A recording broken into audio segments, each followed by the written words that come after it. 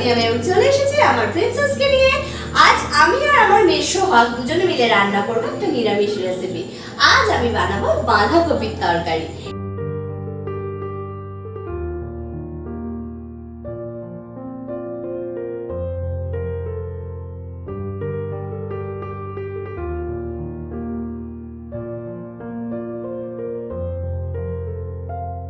এবং এটা সম্পূর্ণ নিরামিষ। এটা খেতে তো ভীষণই ভালো লাগে, লুচি, পরোটা, পোলাও যাই কিছুর সঙ্গে বানাবে খেতে এর স্বাদ হয় অসাধারণ। তাহলে কথা বলে সময় নষ্ট করবো না, ঝটপট দেখে নাও কিভাবে আমি রেসিপিটা বানাচ্ছি।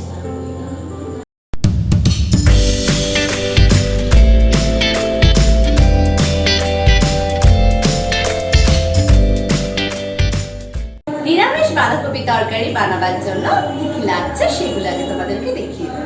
এখানে আমি 500 গ্রাম বাঁধাকপি নিয়েছি আর 3টে আলু নিয়েছি মাঝারি সাইজের। আলুগুলোর কোয়ালিটি খুব একটা ভালো নয়, মানে পাইনি আমি, যে আলু আনি সেই আলু পাইনি, সেই জন্য সেদ্ধ হতে একটু সমস্যা হচ্ছে। সেই জন্য আমি এই আলুটা একটু ভাপিয়ে দিয়েছি বাঁধাকপির সঙ্গে নুন আর হলুদ দিয়ে। এতে আলুটা ভালোভাবে নরম হয়ে গেছে, গলে গেছে। আচ্ছা, এখানে আমি একটা 1 ইঞ্চি আদার টুকরো আর একটা মিডিয়াম সাইজের টমেটো আর 1 চামচ জিরে, এই 3টেকে ভালোভাবে পেস্ট করে নিয়েছি। এবারে সোজা রান্নার দিকে যাব। আমার এখানে কথা বলতে একটু সমস্যা হচ্ছে এই কারণে, আমাদের পাড়ায় একটা অনুষ্ঠান হচ্ছে, পুজোর অনুষ্ঠান, তো সাউন্ডে কিছু সমস্যা হতে পারে, প্লিজ ক্ষমা করে দিও। কারণ এটা পুজোর অনুষ্ঠান, আমি তো বারণ করতে পারবো না। আবার আমার তোমাদের সঙ্গে কথা না বললেও মনটা ছটফট করবে, সেই জন্য এলাম তোমাদের সঙ্গে গল্প করবো, আড্ডা দেবো বলে, আর রান্নাটা অবশ্যই দেখাবো বলে। তাই জন্য সাউন্ডের যদি একটু কিছু সমস্যা হয় তাহলে নিজের মনে প্লিজ ক্ষমা করে দিও। এখানে আমি গ্যাসটা অন করে দিয়েছি, দিয়ে দিলাম 3 চামচ মতো সরষের তেল।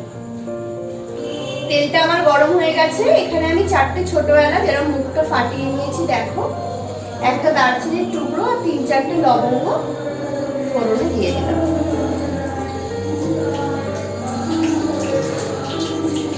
দিয়ে দিলাম 2টো শুকনো লঙ্কা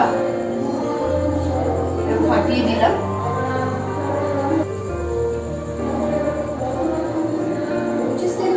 একটু ফ্রাই করে নেব।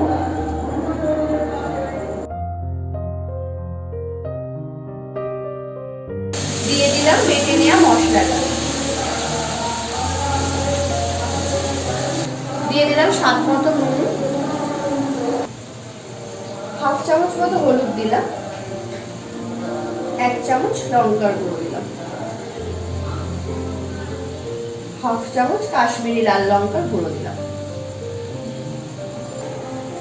সবকিছু খুব ভালোভাবে কষিয়ে নিতে হবে।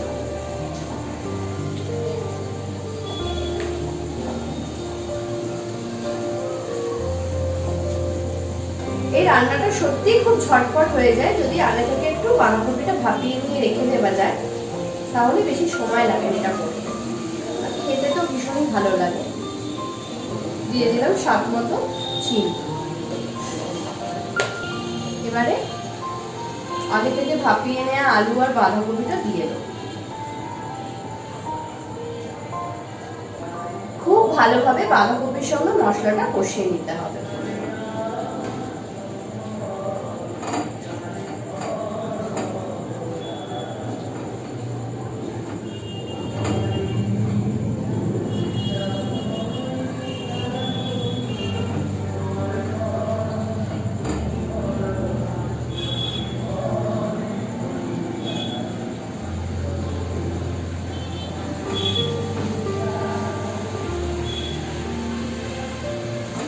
বাঁধাকপিটা মশলার সঙ্গে কষানো হয়ে গেছে, খুব সামান্য জল দিয়ে এটা ঢেকে দেবো।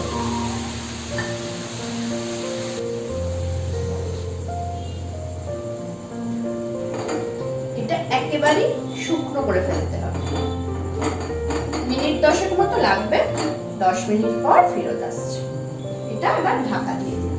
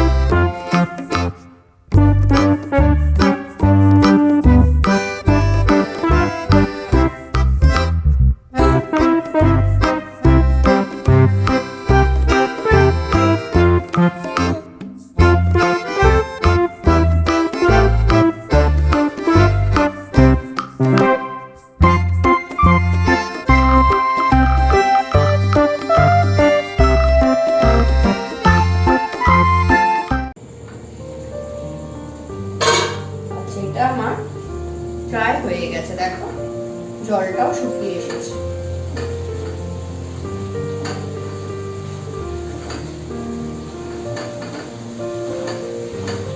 আলুও ভালোভাবে দেখো সেদ্ধ হয়ে গেছে। দেখেছো আলুটা একটু ভাপিয়ে রেখেছিলাম বলে ভালোভাবে সেদ্ধ হয়ে গেছে। আচ্ছা এবার আমি তরকারিতে, নিরামিষ তরকারি তো একটু তড়কা দিলে ভালো লাগে, এবার একটা তড়কা দেবো। সেটার জন্য আমি এখন একটা ছোট্ট ফ্রাইং প্যান বসিয়ে দিয়েছি গ্যাসে, দিয়ে দেবো 1 চামচ ঘি।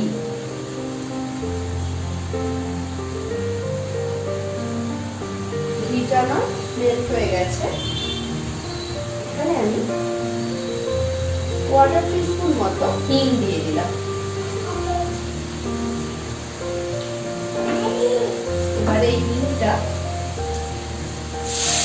হিং বলা ভরে এই তরকাটা আমি এতে দিয়ে দেবো, ভালোভাবে মিশিয়ে নিতে হবে।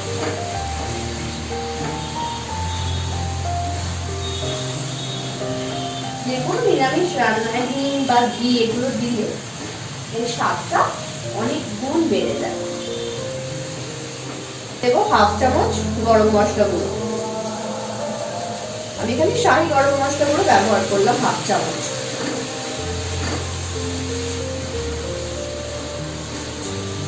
এটা আমার একেবারে রেডি হয়ে গেছে।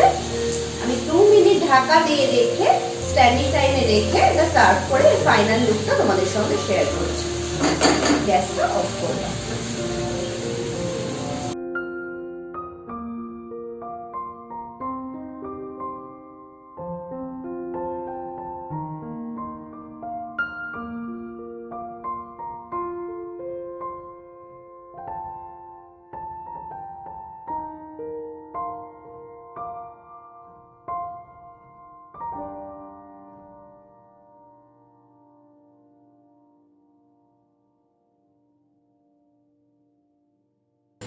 হয়ে গেল আমাদের নিরামিষ বাঁধাকপি।